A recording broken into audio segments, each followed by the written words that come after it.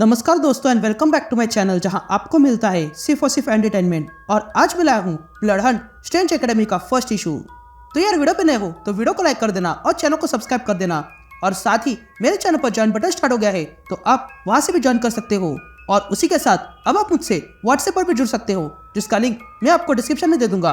तो यार ये सीरीज स्ट्रेंज एकेडमी के कुछ बच्चों पर बेस्ड होगी जो इस वैम्पायर इन्वेजन का सामना कैसे करेंगे।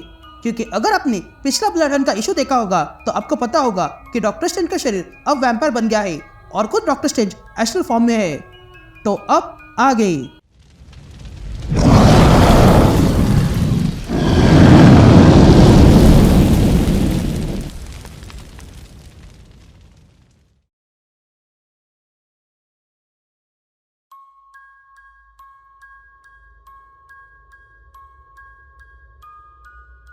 ऑल राइट गैंग, तो इशू की शुरुआत में हम स्ट्रेंज एकेडमी के बच्चों को देखते हैं जो है डोरमामू का बेटा डॉयल, फिर है शैली, जोई जो कि ज़ोंबी है, फिर है टॉथ, जर्मन, गस और पिया। अब पिया कौन है और उसकी पावर्स क्या है ये बताया नहीं गया है। तभी हम इन बच्चों को देखते हैं जो वैम्पायर टूर पर निकले थे। तभी शैली सबसे कहती है कि जल्दी करो वरना हम वैम्पायर टूर के लिए लेट हो जाएंगे। जिस पर जर्मन कहता है कि मैं वैम्पायर से नफरत करता हूँ। जिस पर जोई जर्मन से कहती है कि हाँ तुम ये बात 10,000 बार बोल चुके हो और मैं इससे तंग आ गई हूँ। मैं भी इन वैम्पायर से बोर हो गई हूँ लेकिन हमें ये टूर करना ही होगा। उसके बाद वे लोग अपने गाइड से मिलते हैं जो उन्हें शेयर करवाता है। लेकिन तभी शैली सेंस करती है कि कुछ गड़बड़ होने वाली है। या इन बच्चों का गाइड उन सबको सारी जगह दिखाने लगा था। लेकिन तभी अचानक से एक वैम्पायर पीछे से आता है और इन बच्चों के गाइड को काट कर मार डालता है। या सारे बच्चे उस वैम्पायर को देख लेते हैं लेकिन तभी उन्हें पता चलता है कि वहां पर कई सारे वैम्पायर्स आए हुए थे। ये देखकर वे बच्चे तुरंत उन वैम्पायर से लड़ने के लिए तैयार हो जाते हैं। तभी शैली सबसे कहती है कि मैं और टॉथ तुम सबको सुरक्षित रखेंगे। ये कहते शैली और टॉथ उन वैम्पायर्स को मारने जाते हैं। लेकिन तभी अचानक से वो गाइड वैम्पायर बनकर जीवित हो जाता है और शैली और टॉथ को अपने साथ ले जाता है। ये देखकर डॉयल तुरंत अपनी पावर्स का इस्तेमाल करता है और उस गाइड को एक कब्र पर मारता है। ये देखकर जोई तुरंत अपनी पावर का यूज करती है और कब्र में सो रहे एक बॉडी को ज़ोंबी बनाकर बाहर लाती है जो बाहर आते ही इस गाइड को अपने साथ अंदर खींच लेता है।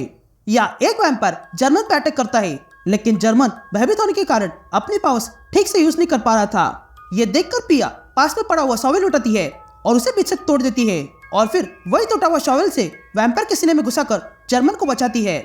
अब वहां आए हुए वैम्पायर्स मर चुके थे। ये देखकर सारे बच्चे खुश होते हैं लेकिन ये खुशी उनके पल भर की थी क्योंकि वहां पर और भी बहुत सारे वैम्पायर्स आ चुके थे। ये देखकर जोई सबसे कहती है कि ये बहुत सारे हैं, हम इनसे लड़ नहीं सकते हैं इसलिए हमें यहाँ से निकलना होगा। ये कहते वे सारे बच्चे वहां से भागने लगते हैं और तब उन्हें बाहर डॉक्टर वुडू मिलता है जो इन बच्चों से कहता है कि जल्दी भागो यहाँ से, मैं इन्हें रोकता हूँ। ये कहते डॉक्टर वुडू अपनी पावर्स का यूज करता है और सारे वैम्पायर्स को खत्म करता है।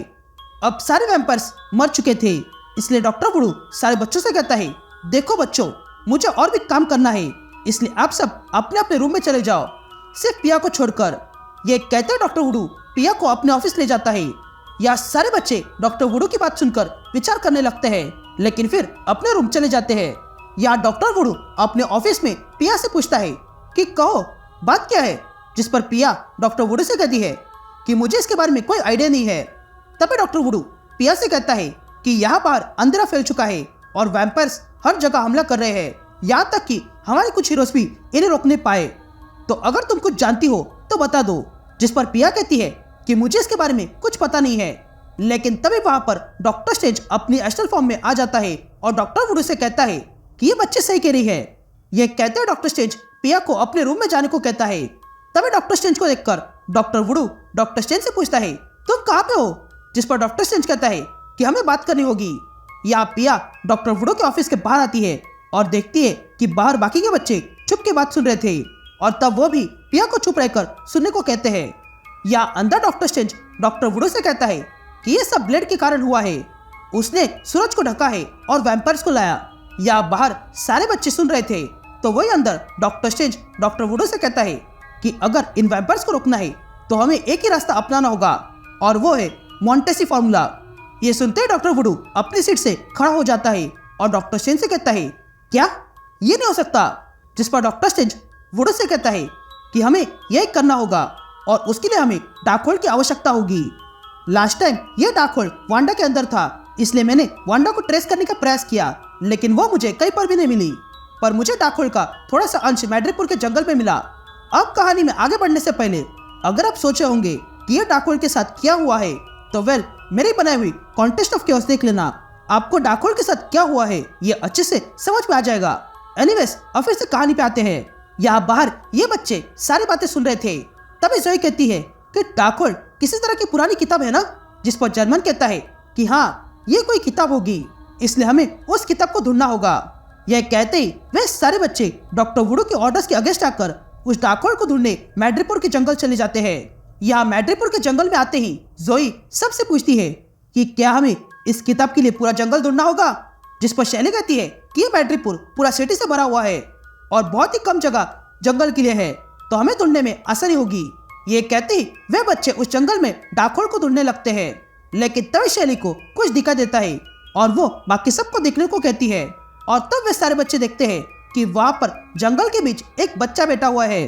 तभी उस बच्चे को देखकर जोई उस बच्चे से पूछती है कि क्या तुम जानते हो डार्क होल्ड कहाँ पे है, जिस पर वो बच्चा कहता है कि एगाथा ने यही कहा था कि जो होना है वो होगा ही। यह सुनते हुए जोई डर जाती है।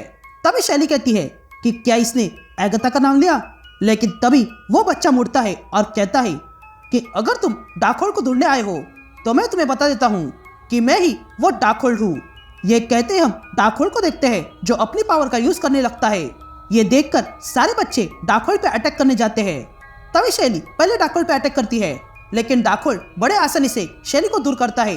उसके बाद जर्मन डार्क होल्ड पे अटैक करता है, लेकिन डार्क होल्ड उसे भी आसानी से फेंक देता है। तभी डॉयल डार्क होल्ड पे अटैक करता है, लेकिन डार्क होल्ड उसे भी बेहोश करता है और कुछ इस तरह सारे बच्चे बेहोश हो गए थे, सिर्फ पिया को छोड़कर। तभी डार्क होल्ड पिया के पास आता है, लेकिन पिया अपनी पावर से वहाँ एक जानवर बनाती है और उस जानवर को डार्क होल्ड पे छोड़ती है, लेकिन डार्क होल्ड उसे मार डालता है। अब कहानी कुछ टाइम आगे जाती है और हम सारे बच्चों को देखते हैं जो पिया के पास आते हैं और देखते हैं कि पिया अपने बने हुए जानवर को देखकर रो रही थी। तभी जर्मन पिया के पास आता है और उसे शांत करता है। तभी हम देखते हैं कि डार्क होल्ड ने जब पिया के मॉन्स्टर को मार दिया, तब पिया को यह देखकर बहुत गुस्सा आ गया और वो अगले पल अपनी पावर्स को यूज करती है और सीधा डार्क होल्ड पे कूद जाती है। और तब हमें पता चलता है कि पिया असल में एक वैम्पायर है जो डार्क होल्ड को काट लेती है। And that's it. ये इशू यही कंटिन्यू होता है।